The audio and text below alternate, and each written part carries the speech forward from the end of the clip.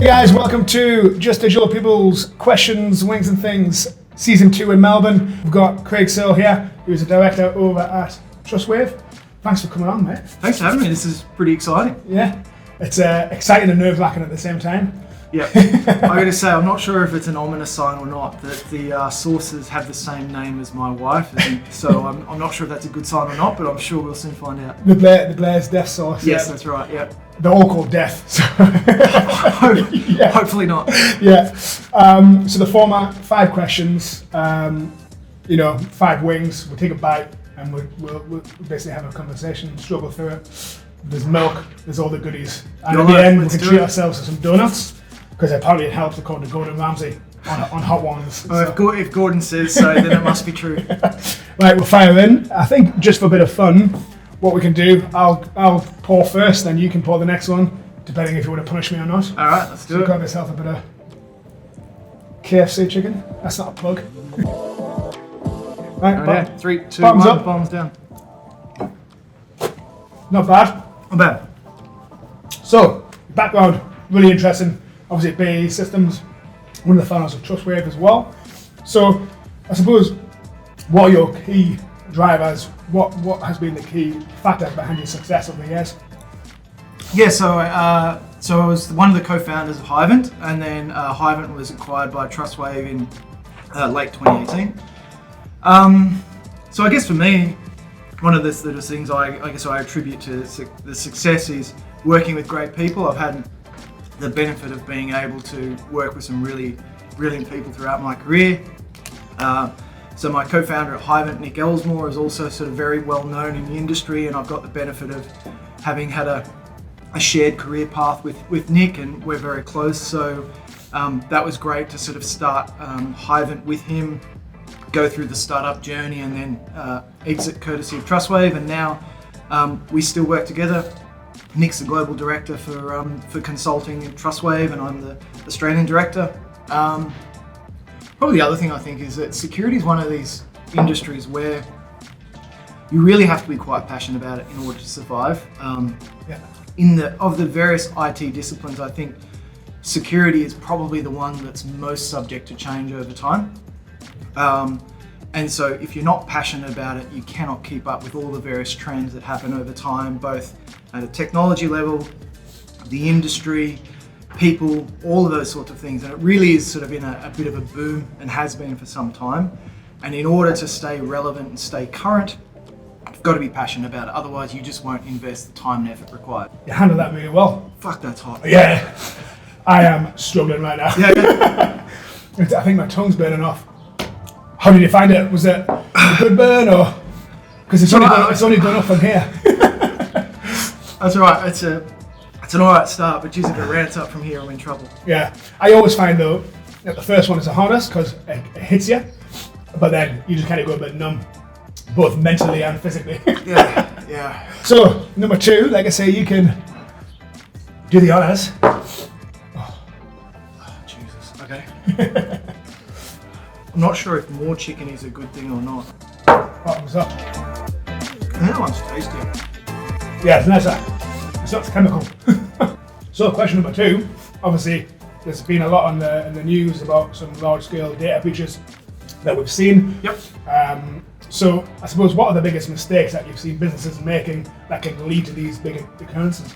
I think probably the single biggest mistake that I've seen, and this has been something that's happened over a long time, is that businesses make the assumption that why would someone want to breach them? They're not interesting, they don't work in an interesting industry or whatever. And the reality is that any business at any time can and will be a victim. Yep. I think probably the biggest thing that we're finding out of the major breaches that we're seeing at the moment is actually it's the public awareness of the breaches.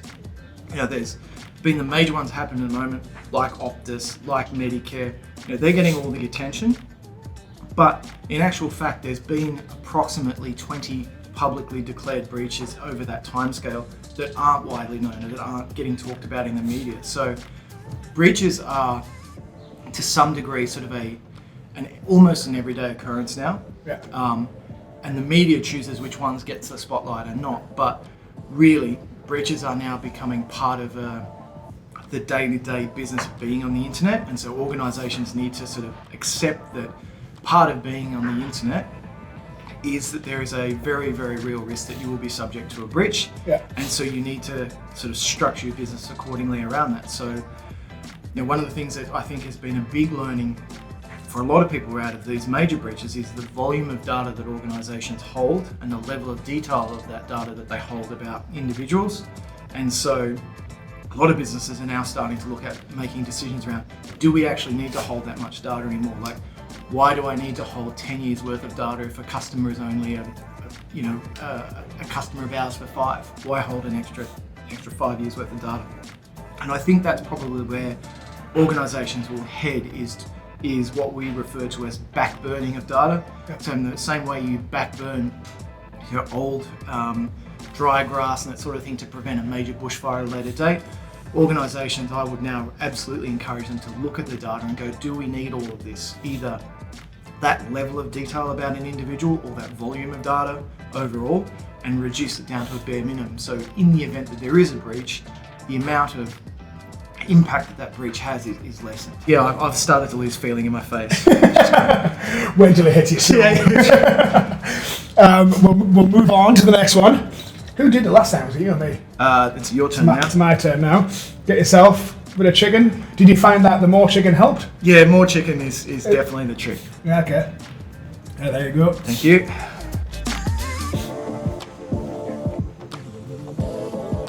Tiny, that's good. Yeah.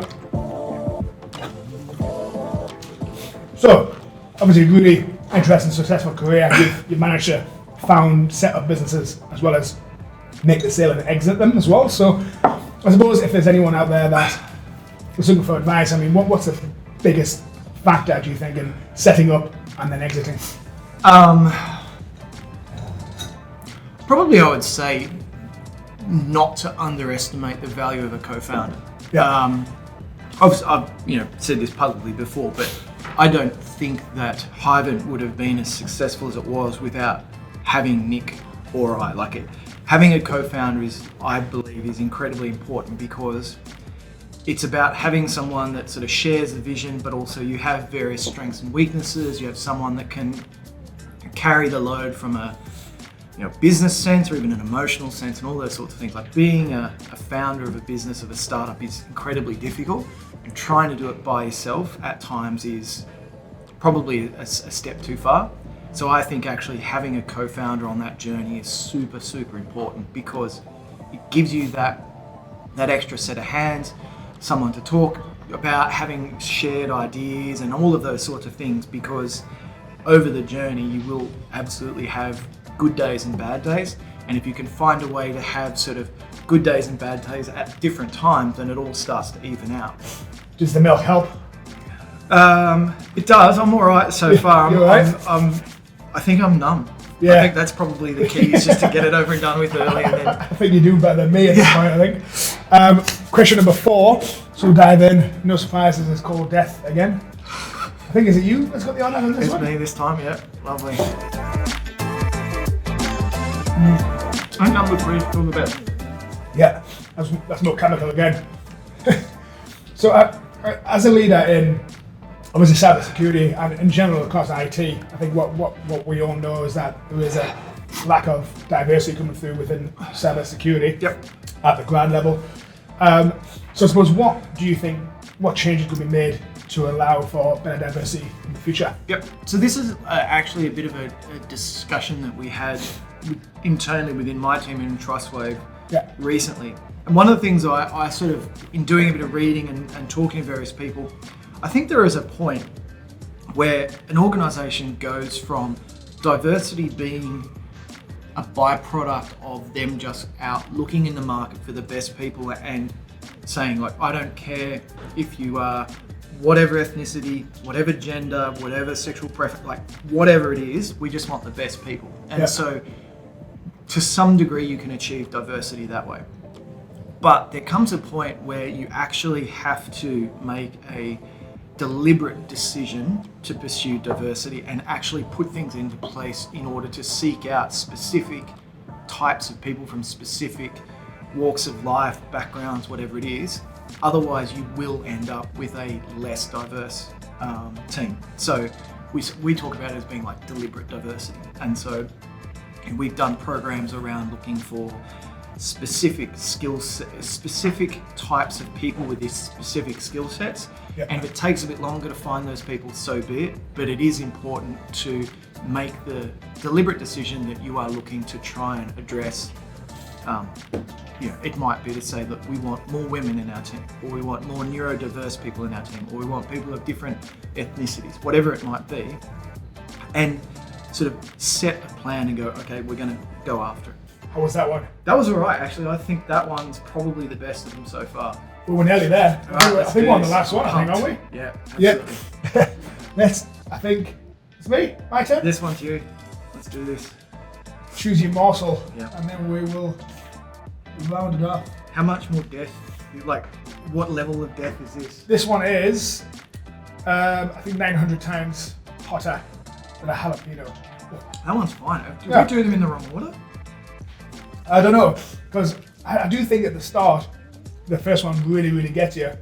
But I think maybe it's just because of the numbness, or affected in different ways, maybe. I can't feel my toes, so I assume this stuff's working. Through mutual contacts, I've got, a few little interesting ones that All right. don't make any sense to me. But so, cabbage, part of every meal. Discuss. So cabbage is. I'll go beyond my previous position was that cabbage is a dishonest vegetable. I would actually go as far to say is I actually think there is a global conspiracy about cabbage and cauliflower. Cabbage is all right. Cauliflower, global conspiracy. It's a dishonest vegetable. Not one person goes, you know what I really love is just some steamed cauliflower. I always want to put something on it. What do you like cauliflower with? Lots of gravy. Gravy. And Why? cheese. Gravy and cheese. Cheese sauce, Yeah, to hide you from the horror of what you're consuming. Basically, it's just a food transport device. Like, you could have it with this chili sauce, right? Why? Because you're just transporting chili sauce. There's no benefit to cauliflower. It is dishonest. Love it. Well, mate, that's a wrap. Thank you very much. That's great to be part of it. I've, as I said, I'm lost all feeling and now beginning to wonder what mistakes I've made to punish myself for this. But thank you very much for having me. This has been great. No worries, mate. Thanks. Thank you. Legend. Cheers. Cheers, guys. Thanks for watching.